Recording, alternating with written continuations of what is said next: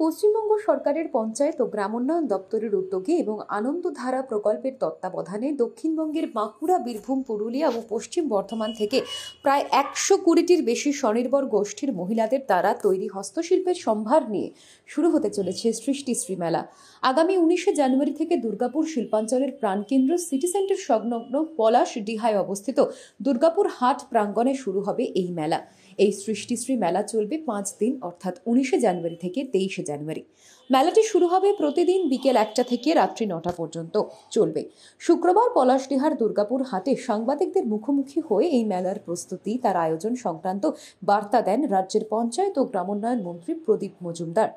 আমাদের লক্ষ্য যেভাবে সারা রাজ্যে নারী শক্তির সশক্তিকরণ, মা বোনেদের নিজেদের আয় বাড়ানোর প্রয়াস, তারা পরিবারে যাতে আরো আর্থিকভাবেও সহায়তা করতে পারেন সরাসরি, এই যে প্রয়াস আমাদের মাননীয় মুখ্যমন্ত্রী মমতা বন্দ্যোপাধ্যায়ের নিজস্ব যে স্বপ্ন, সেই স্বপ্নকে সফল করার জন্য আমাদের পঞ্চায়েত দপ্তরে যে আনন্দধারা প্রকল্প আছে তার অধীনে আমরা মা বোনেদের সহায়তা করে অনেক সাফল্য অর্জন করেছি।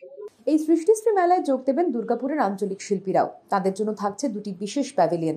প্রদর্শনীর পর শিল্পীরা নিজেরাই তাদের তৈরি করা জিনিস তুলে দেবেন সরকারি ক্রেতাদের হাতে।